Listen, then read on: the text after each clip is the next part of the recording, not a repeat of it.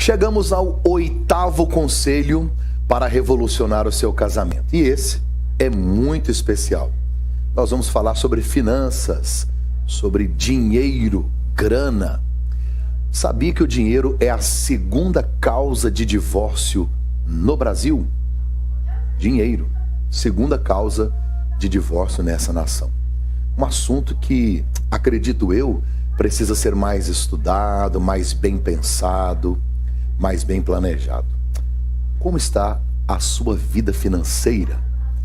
Como você lida com grana, com dinheiro, você e seu cônjuge? Há acordo? Há investimento? Ou apenas dívidas? Como estão as confusões a respeito desse assunto? Nós vamos aprender agora, é muito interessante, dentro de um texto bíblico que eu amo muito, tenho certeza que você vai aprender. Então, o conselho é: organize sua vida financeira. Vamos ler então a Bíblia Sagrada, Provérbios capítulo 31, a partir do verso 10. Mulher virtuosa quem achará, o seu valor muito excede ao de rubis. O coração do seu marido está nela confiado, assim ele não necessitará de despojo. Ela só lhe faz bem e não mal, todos os dias da sua vida. Busca lã e linho, trabalha de boa vontade com suas mãos. Como um navio mercante, ela traz de longe o seu pão, levanta-se mesmo à noite para dar de comer aos da casa e distribuir a tarefa das servas. Examina uma propriedade, adquire-a, planta uma vinha e com o fruto de suas mãos cinge os seus lombos de força e fortalece os seus braços. Vê que é boa a sua mercadoria e a sua lâmpada não se apaga de noite. Estende as suas mãos ao fuso e as suas mãos pegam na roca. Abre a sua mão ao pobre, estende as suas mãos ao necessitado, não teme a neve na sua casa, porque toda a sua família está vestida de escarlata. Faz para si cobertas de tapeçaria, seu vestido é de seda e de púrpura. Seu marido é conhecido nas portas e assenta-se entre os anciãos da terra. Faz pano de linho fino, vende-os e entrega cintos aos mercadores. A força e a honra são seu vestido, e se alegrará com o dia futuro, ou não temerá o dia futuro. Abre a sua boca com sabedoria, e a lei da beneficência está na sua língua. Está atento ao andamento da casa, não come o pão da preguiça. Levanta-se seus filhos e chama-na bem-aventurada, seu marido também, a ele e ele a louva. Muitas filhas têm procedido virtuosamente, mas tu és de todas a mais excelente. Enganosa é a beleza e vã a formosura, mas a mulher que teme ao Senhor, essa sim será louvada. É um texto grande, um texto que nós demandamos um bom tempo de leitura nele, mas fiz questão de lê-lo, porque é muito especial.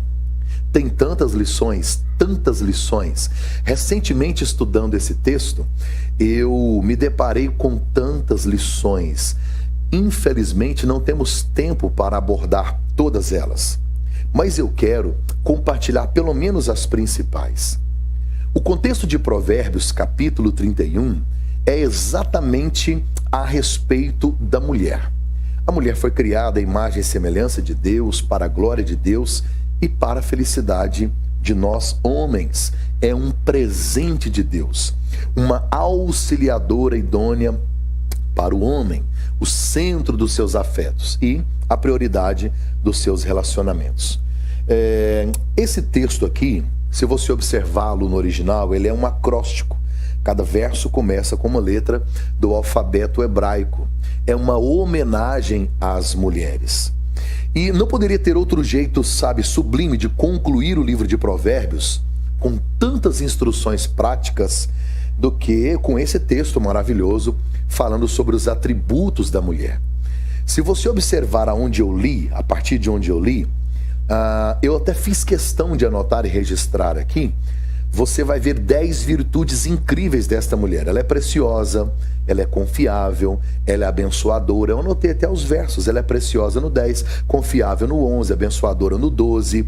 Mas a Bíblia diz que ela é trabalhadora, previdente, generosa, elegante, educadora, piedosa, e ela é elogiada pelo marido, pelos filhos e pelo próprio Deus. Mas o foco da nossa aula hoje não é a respeito do sexo feminino ou da relevância da mulher na família.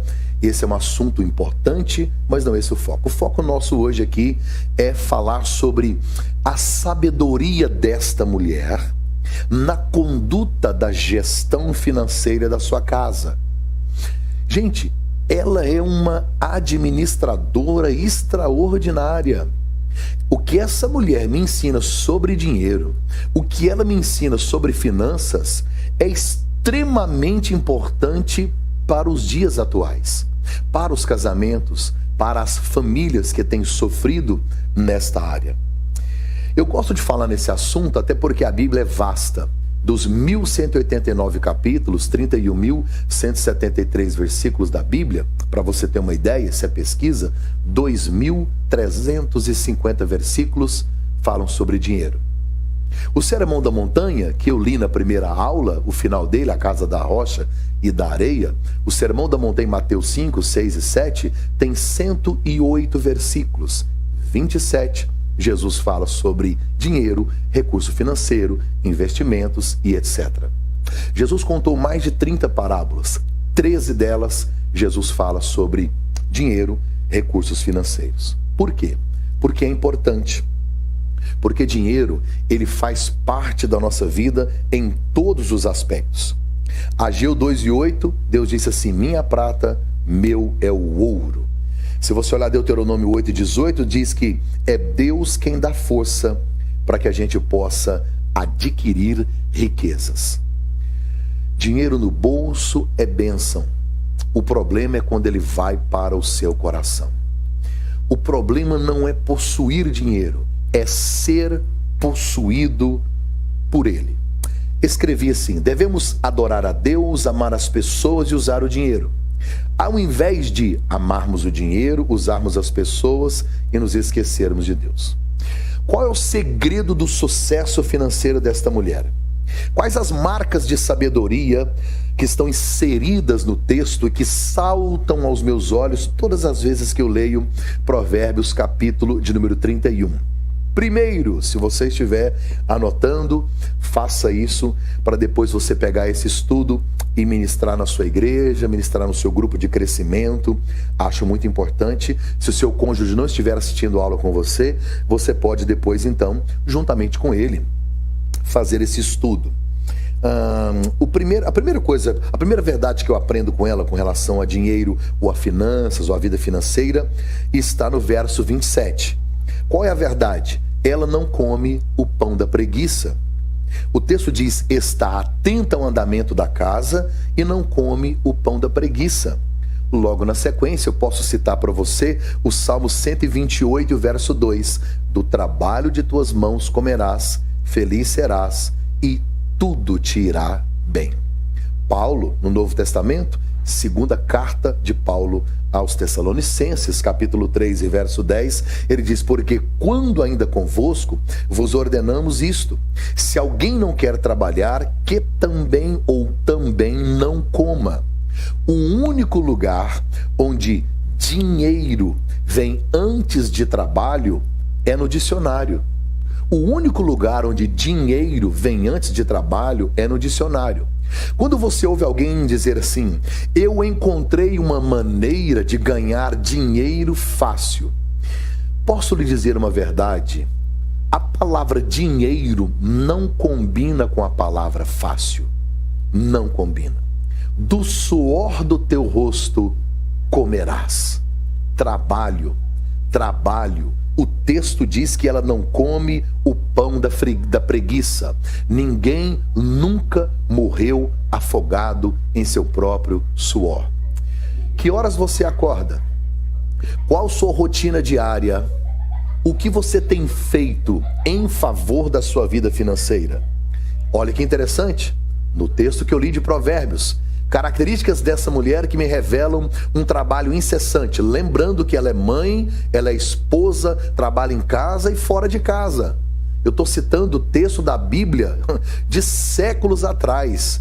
Ela trabalha em casa, fora de casa, cuida do marido, cuida dos filhos e é elogiada por tudo que ela faz. O verso 13 diz que ela trabalha de boa vontade. O verso 14 diz que ela é como um navio mercante, traz de longe o seu pão. O verso 15 diz que ela se levanta de madrugada. O verso 15 diz que ela se levanta de madrugada. O verso 16 diz que ela planta uma vinha. Versos 22 a 24 diz que ela faz a sua própria roupa. A sua própria roupa. Algumas frases que eu notei de gente preguiçosa. Nunca deixe para amanhã o que você pode fazer depois de amanhã. Interessante isso, olha aqui. Provérbios 6:6. Vai ter com a formiga, ó preguiçoso. Olha para os seus caminhos e ser sábio. Provérbios 10:26. Como vinagre para os dentes, como fumaça para os olhos, assim é o preguiçoso para aqueles que o mandam. Provérbios 13:4. A alma do preguiçoso deseja e coisa nenhuma alcança, mas a alma dos diligentes se farta. Provérbios 15:19. O caminho do preguiçoso é cercado de espinhos, mas a vereda dos retos é bem aplanada. Provérbios 20, verso 4. O preguiçoso não lavrará por causa do inverno, pelo que mendigará na cega, mas nada receberá. Provérbios 21:25. O desejo do preguiçoso mata, porque as suas mãos recusam a trabalhar. Diz que um homem comprou uma fazenda e chamou o funcionário, o peão, e disse: essa fazenda agora é minha e eu preciso te perguntar porque eu não conheço essa terra. Essa terra dá arroz? Ele disse: não dá arroz. Essa terra dá feijão? Ele disse: feijão também não. E soja? Essa terra dá soja? O peão disse ao dono da fazenda: soja também não. O dono da fazenda disse: então quer dizer que qualquer coisa que eu plantar não dá nada? Ele respondeu: plantando aí dá. Não ore por uma semente que você não plantou. A Bíblia diz: não come o pão da preguiça. Gente preguiçosa, gente que não se dispõe, que não é proativa, que não se levanta para agir, nunca vencerá. O único lugar onde dinheiro vem antes de trabalho é no dicionário. É do suor do teu rosto. A Bíblia diz que você deve comer o seu pão. A segunda coisa que eu vejo nesta mulher, que eu acho interessante: primeiro, ela não come o pão da preguiça. Segundo, ela é uma excelente investidora. Percebe que ela só não se desgasta no trabalho, mas o que ela recebe do trabalho é investido de maneira sábia. Não há desperdício. Está no verso 16 de Provérbios 31. Esta mulher, está escrito: examina uma propriedade, adquire-a, planta uma vinha com o fruto de suas mãos. Quem planta vinha está pensando no presente ou no futuro? No futuro. Ela planta uma vinha com o fruto das suas mãos. Ela investe no seu futuro.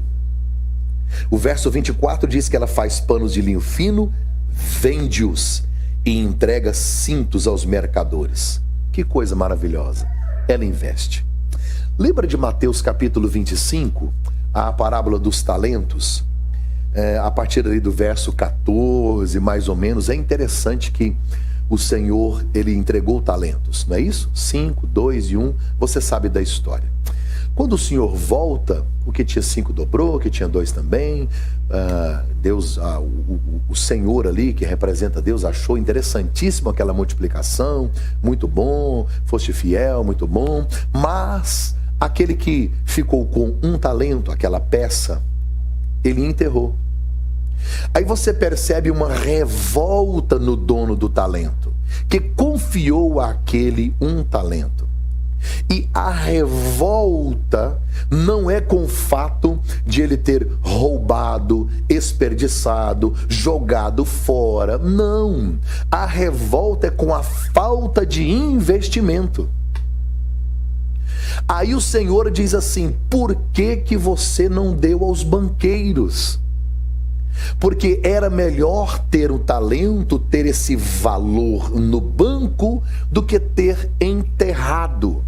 a pergunta que não quer calar, porque esta mulher é uma investidora. Você investe ou enterra dinheiro? Você sabe diferir, você sabe diferenciar investimento de dinheiro enterrado? Quando você compra alguma coisa boa e que é de bom proveito para sua casa, para sua família, é um investimento. Mas às vezes você pega o dinheiro que era para investir na sua casa e coloca em coisas tão supérfluas. Você anda investindo ou enterrando dinheiro? O Senhor da parábola ficou muito triste porque o dinheiro não fora investido, fora enterrado. Dinheiro investido agrada o coração de Deus. Quem enterra dinheiro, a Bíblia diz que ele foi lançado nas trevas exteriores, porque enterrar gera morte. Gente, dinheiro é a segunda causa de divórcio no Brasil. Quem enterra dinheiro, quem joga dinheiro fora, quem não investe, quem enterra dinheiro, enterra casamento, enterra família, enterra felicidade e às vezes até a própria comunhão com Deus. Essa mulher é uma excelente investidora, planta vinha, pensa no futuro, prepara cintos, vende linho e ela corre para resolver e investir na hora certa, no lugar certo. Qual o segredo de um investimento certo? Fazer planejamento. Planejamento. Gente, é simples. Receita, despesa. Receita, despesa. Se o que sobra é déficit, é negativo, precisa cortar despesas.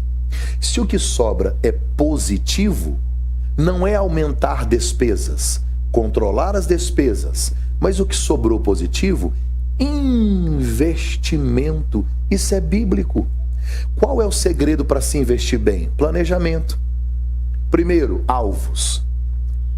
Onde você quer chegar? Porque quem não sabe aonde vai, provavelmente chegará a lugares errados.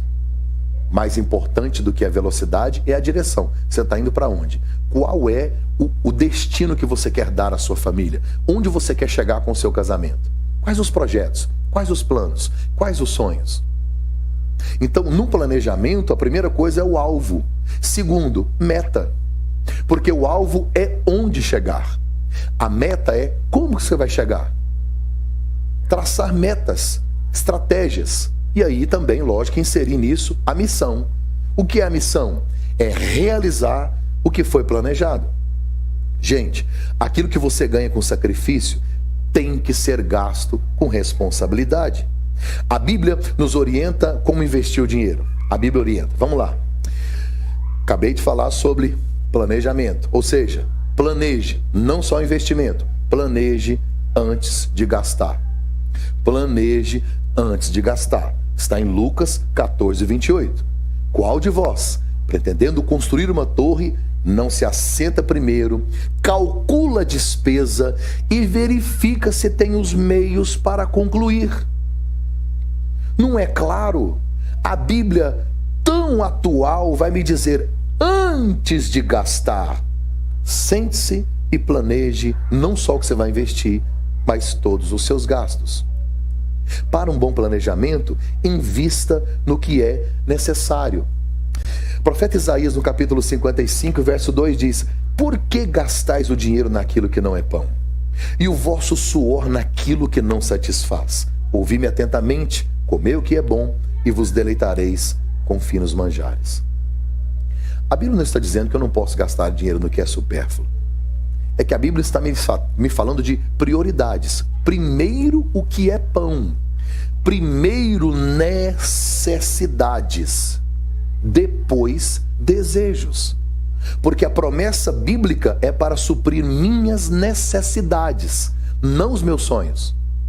Primeiro, aquilo que é básico, basilar, fundamental para a saúde da minha família, da minha casa. Depois, alguma coisa para aquilo que talvez venha a ser supérfluo.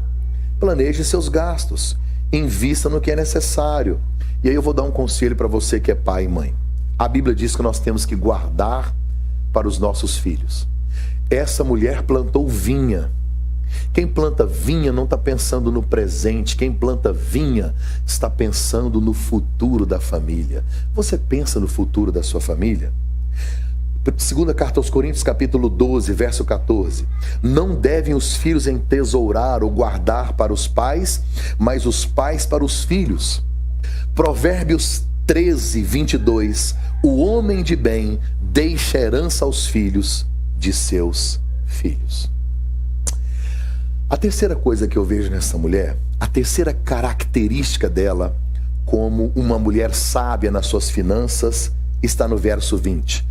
Ela não é escrava do dinheiro. Ela não é escrava do dinheiro. Que extraordinário. Provérbios 31 e 20. Ela abre a sua mão ao pobre e estende as suas mãos ao necessitado. Ela não tem apego ao dinheiro. Ela não é escrava do dinheiro. Lendo recentemente a primeira carta do apóstolo Paulo ao seu filho na fé Timóteo, capítulo 6, verso 10, porque o amor ao dinheiro, ou o amor do dinheiro, é a raiz de todos os males. Alguns dessa cobiça se desviaram da fé e a si mesmos se atormentaram com muitas dores. O problema não é o dinheiro, somos nós. Não diz que o dinheiro é a raiz, o amor ao dinheiro. O problema, repito, não é possuir dinheiro, é ser possuído por ele. Porque o dinheiro ele é um ótimo escravo, ele só é um péssimo patrão. Enquanto você o controla, enquanto você o domina, ele é bênção. Agora, quando ele passa a controlar a sua vida, Mateus capítulo 6, verso 24 diz que ninguém pode servir a dois senhores, porque ou há de aborrecer-se de um e amar ao outro, ou se devotará a um e desprezará o outro. Não podeis servir a Deus e a mamon, ou a riqueza. Gente, o dinheiro pode ser usado para o bem, pode ser usado para o mal. O dinheiro é uma bênção quando está em suas mãos. Na parábola do talento, o Senhor disse: por que você não colocou o talento no banco? Colocasse lá. Não é errado ter dinheiro no bolso, não é errado ter dinheiro no banco. Quanto mais dinheiro você tiver, melhor. Quanto mais você tiver, melhor. O único lugar onde o dinheiro não pode estar é no seu coração. Deuteronômio 8, versos 13 e 14, a Bíblia diz que o amor ao dinheiro nos faz esquecer de Deus. Eclesiastes 5:10 diz que quem ama o dinheiro jamais dele se farta. Daí a razão para Deus na Bíblia inteira exigir oferta. Existiam vários tipos de oferta. Vários. E existem inúmeras razões para a gente ofertar. Mas uma delas é que quando você é generoso, quando você oferta, você está dizendo para o dinheiro: quem manda em você sou eu. Olha que lindo, porque o jejum mata a carne, a oferta mata a avareza. O jejum, ele mata a carne e fortalece o espírito. A oferta tira mamon do seu coração. O dinheiro deixa de dominar você. O dinheiro, ele pode ser um ótimo escravo, mas ele é um péssimo patrão. Esses dias eu viajando e eu vi um outdoor enorme, bem assim na beira da estrada, estava escrito assim: conheci um homem tão pobre, mas tão pobre, que a única coisa que ele possuía era dinheiro. É você que manda no dinheiro ou ele manda em você? Quem está dominando a sua família? Preste atenção, sua riqueza não está nas coisas que você possui. A sua riqueza está naquelas coisas que você jamais trocaria por dinheiro. Essa mulher, conforme o que aprendemos aqui agora, ela não é escrava do dinheiro. É uma grande verdade. Outra coisa que eu vejo que ela era generosa. O verso 20 diz que ela abre mão ao pobre e estende as mãos ao necessitado.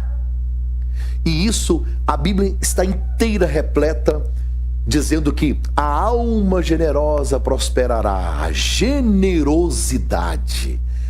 Eu acho isso maravilhoso. Provérbios 19:17 diz que ao Senhor empresta ao que se compadece do pobre e lhe pagará o seu benefício. Gente, dinheiro é uma semente.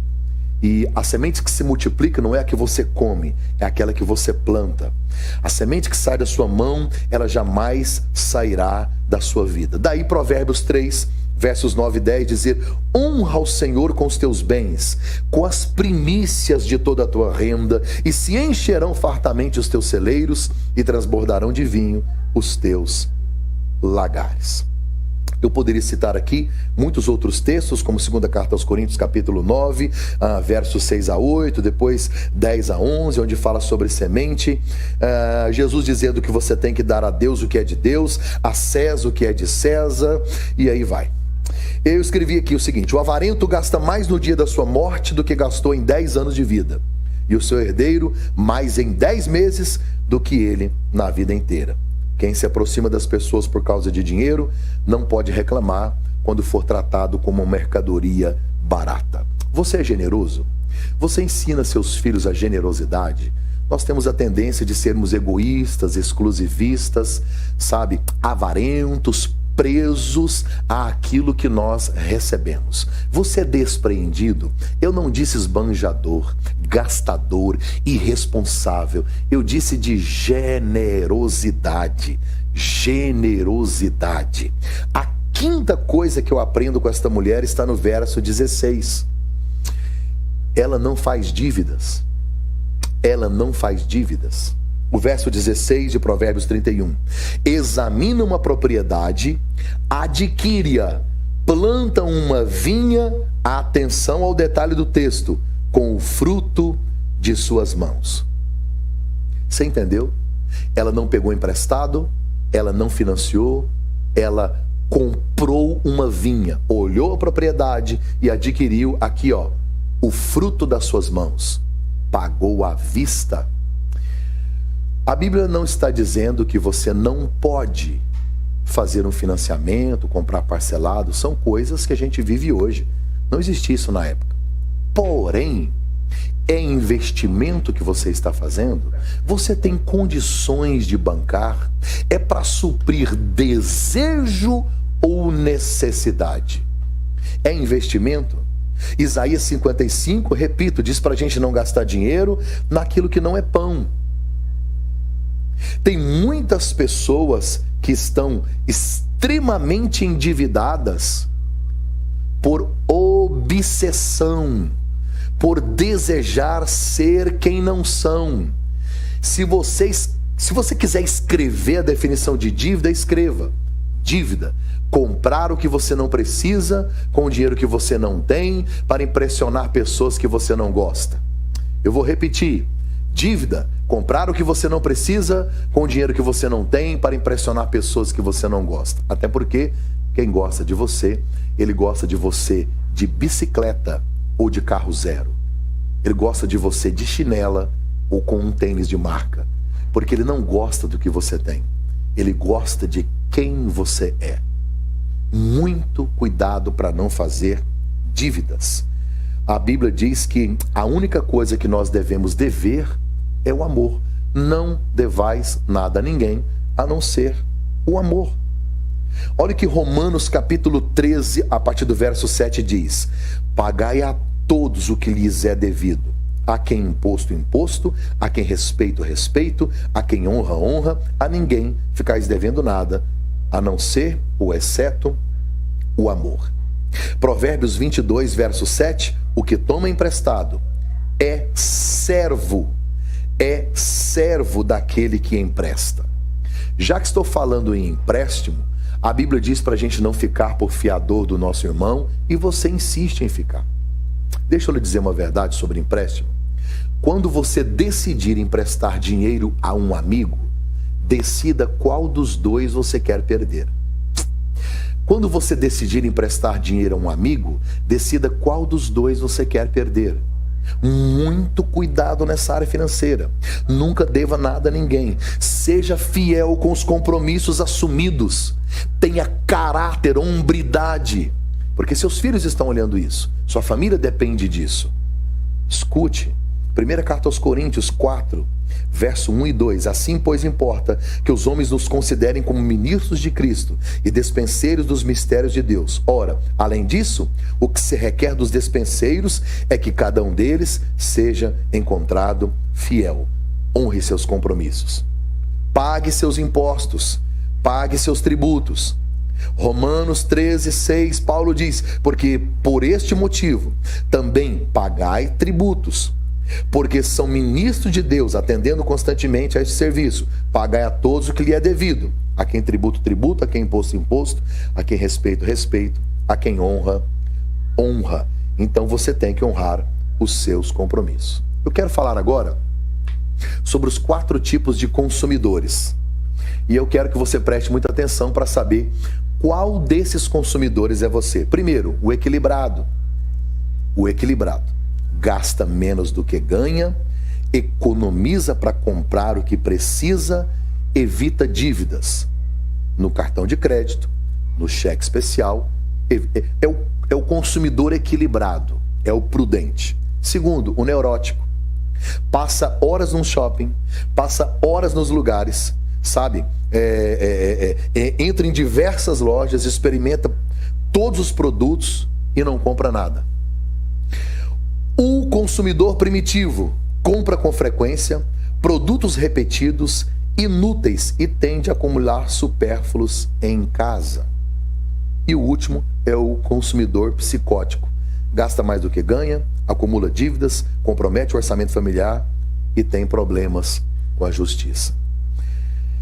Você, como casal, qual dos dois tem melhor gestão financeira? Quem é mais experiente? Quem sabe lidar mais com recursos financeiros? Esse tem que ser o responsável pela gestão financeira da casa. Um ajuda o outro, mas alguém tem que controlar isso.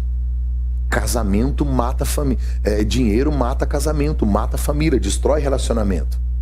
A Bíblia Sagrada me fala de um texto muito bonito, segundo livro dos Reis, capítulo 4. Diz assim: uma mulher das mulheres dos filhos dos profetas clamou-lhe dizendo: meu marido teu servo morreu, tu sabes que teu servo temia o Senhor e veio o credor para levar os meus 2 filhos para serem escravos. Disse-lhe Eliseu: declara-me o que é o que tens em casa, que te hei de fazer? Ela disse: a tua serva não tem nada em casa, senão uma pequena botija de azeite. Então Eliseu lhe disse: vai para sua casa, pegue vasos emprestados nos teus vizinhos, vasos vazios, não poucos. Então entra, fecha a porta sobre você e seus filhos, vai deitando azeite em todos aqueles vasos e colocando à parte o que estiver cheio. Partiu, pois, dele, foi para sua casa, fechou a porta sobre ela e seus filhos, eles lhe traziam os vasos, ela os enchia, e sucedeu que cheios foram todos os vasos. Ela vai ao profeta, ela diz a um dos meninos, aliás, ela diz assim: acabaram-se os vasos, eu quero vasos. O garoto disse: mas acabaram-se os vasos. A Bíblia diz: então o azeite parou.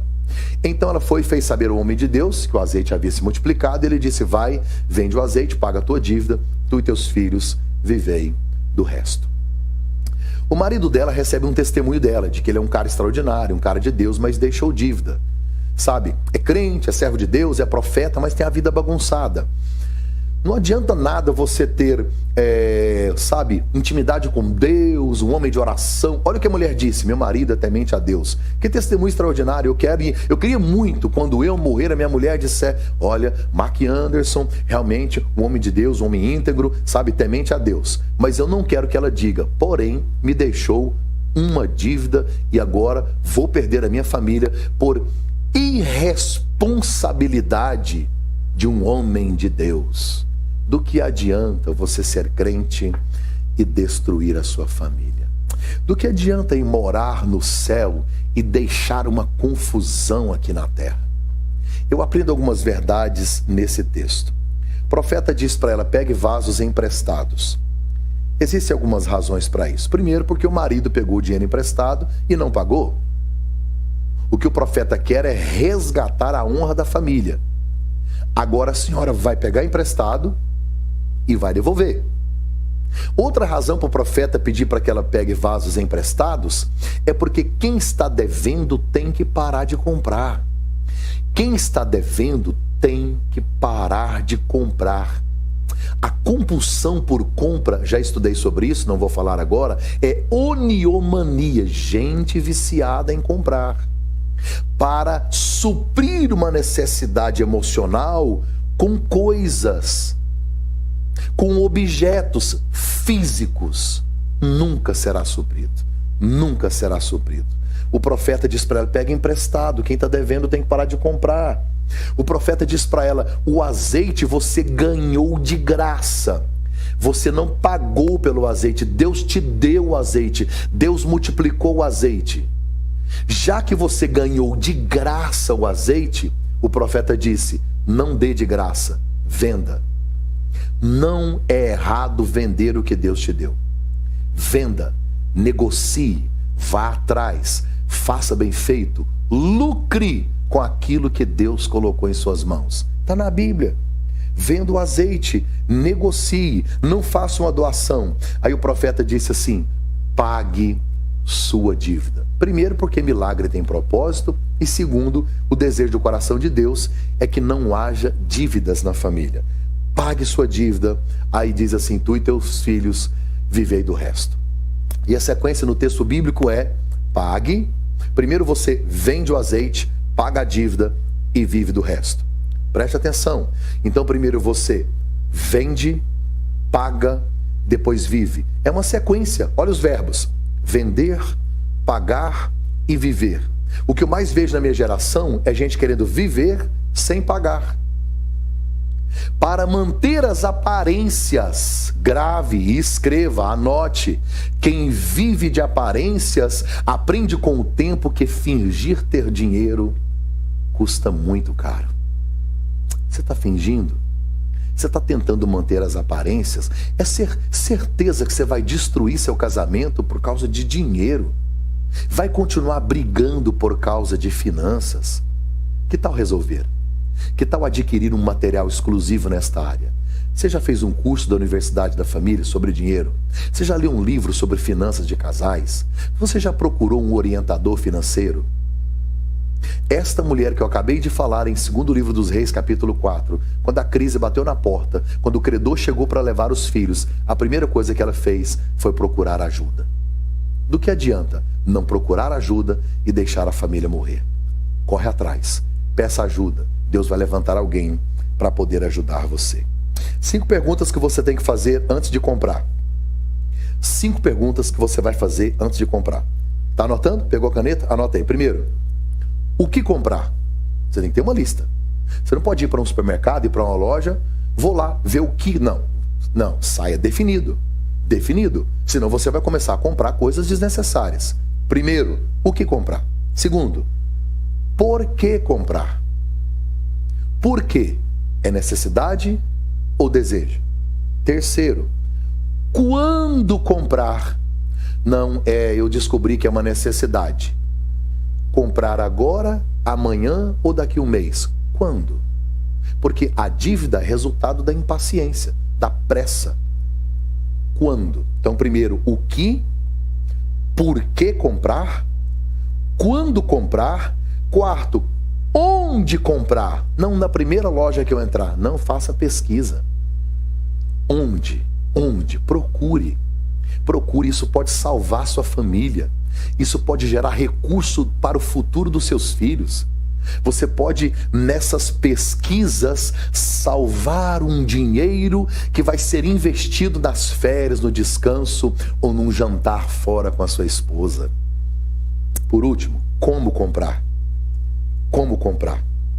À vista, a prazo, financiado, com juro, sem juros. Se você puder pagar à vista, o texto diz que ela comprou uma vinha com o fruto que estava na mão. Pagou à vista. Se você puder, pague em dinheiro. Peça desconto. Sabe, isso vai fazer a diferença. E a última verdade, tão simples e clara do texto, a respeito dessa mulher de Provérbios 31 e a sabedoria dela com relação às suas finanças. Qual é? Ela confia em Deus. Que lindo. Provérbios 31 e 25 diz que a força e a glória são os seus vestidos. E escute, ela ri do futuro. Está escrito no verso 25, ela ri do futuro. Não é que ela acha graça, é que ela tem paz com relação ao futuro. Ela não tem ansiedade com relação ao futuro financeiro. o linho está pronto, a roupa está arrumada. Ela diz que no inverno ninguém precisa se preocupar. Ela está preparada, ela está investida, ela plantou vinha, ela é generosa, ela é amorosa, ela cuida das coisas, não tem preguiça, levanta de manhã. Aí diz que do futuro ela olha e sorri. Você sorri ou tem medo do seu futuro? Escute, eu, Mark Anderson, como pai de família, mais a minha esposa, nós somos responsáveis pelo futuro da nossa casa, pelo futuro da nossa família. Nós podemos decidir um futuro extraordinário para os nossos filhos, para as próximas gerações. Não só espiritualmente, não só em termos de caráter, de integridade, sabe, de contexto e conteúdo bíblico para os nossos filhos, não só alimentando eles em todas as áreas, mas podemos também deixar um futuro brilhante, um futuro financeiro abençoado e abençoador. A mulher do texto, ela ri do futuro, ela não tem medo do futuro, sabe? A Bíblia diz que não há ansiedade no coração dela. Foi um conselho de Jesus em Mateus 6, por isso vos digo, não andeis ansiosos pela vossa vida, quanto ao que haveis de comer ou beber, nem pelo vosso corpo, quanto ao que haveis de vestir. Não é a vida mais do que o alimento e o corpo mais do que as vestes? O Pai de vocês que está no céu sabe que vocês precisam de todas essas coisas. Deuteronômio 8 diz que é Deus quem nos dá força para adquirir riqueza. 1 Crônicas, capítulo 29, diz que riquezas e glória vêm de Deus. Provérbios 10, 22 diz que a bênção do Senhor enriquece e não acrescenta dores. E Salmo 112, verso 3, diz que a palavra de Deus diz lá que a prosperidade e riqueza na casa do justo. Deus talvez não queira te fazer rico, mas próspero. E há uma diferença. Prosperidade é ter o suficiente para cumprir o propósito de Deus na sua vida. Isso é ser próspero. É ter em abundância para viver o melhor de Deus. Ela não come o pão da preguiça, ela é uma excelente investidora, ela não é escrava do dinheiro, ela é generosa, ela não faz dívidas e ela confia em Deus. Confia em Deus. Confia em Deus. Nenhum mal te sucederá, praga nenhuma chegará à sua tenda. Deus ama a prosperidade dos seus servos. Deus abençoe suas finanças. Cuide disso. Estude, leia, procura, ajuda. Tenho convicção de que Deus vai te prosperar em todas as áreas da sua vida.